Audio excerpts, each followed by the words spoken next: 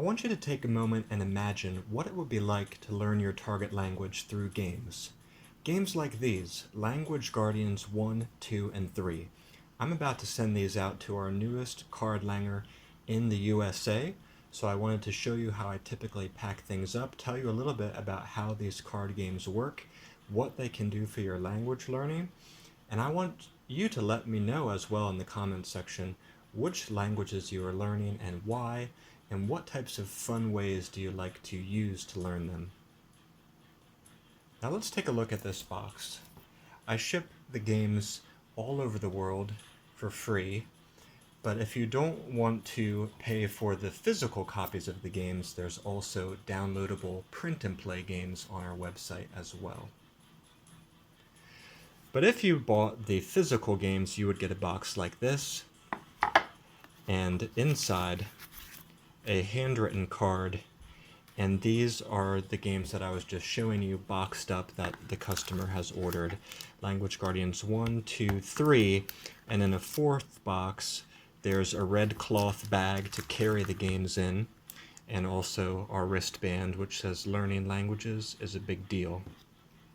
So I take a lot of care when I pack these up, and I always ship in a very fast and secure way.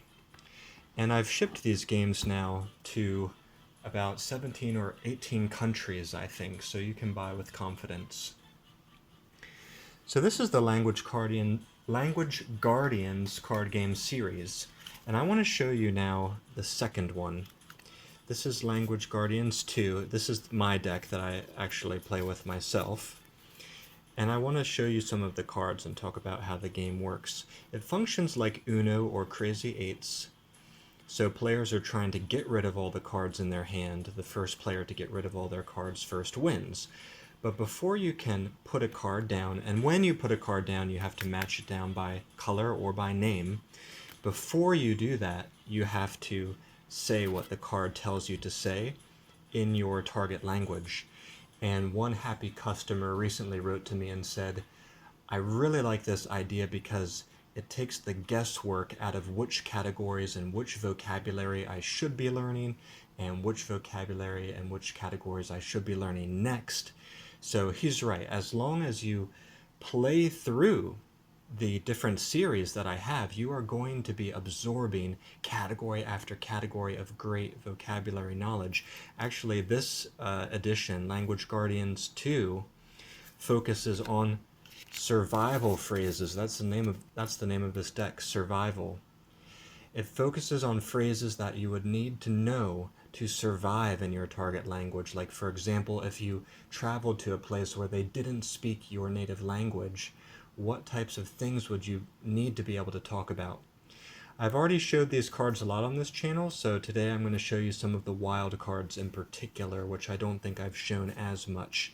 The pink cards are the wild cards. So when you put them down, you can change the color to any color that you want, and they also have some special effects upon the gameplay. So this one asks you to say a survival phrase, like a survival phrase. When you're learning a language, a survival phrase is something like, could you say that again? Could you speak more slowly? What does the word X mean? Where is the?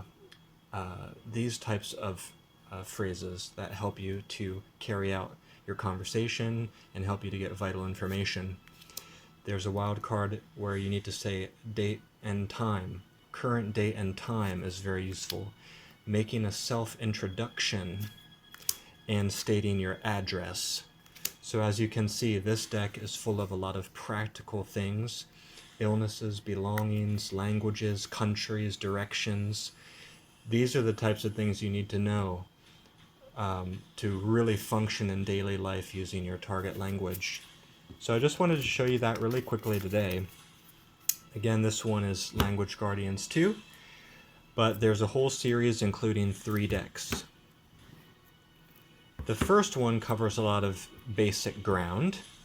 The second one, as we just said, is survival type phrases, and the third one focuses on very creative fine arts types categories. And generally they get a little more difficult with each one, but not very much so. This is intended to be a game for beginners and casual gamers, and really for people who are at any levels of language learning. They can all learn together. For more information, you can visit languagecardgames.com. That's where most of the card games live. Thank you so much for watching, and I'll see you back here next time at Legendary Language Learner.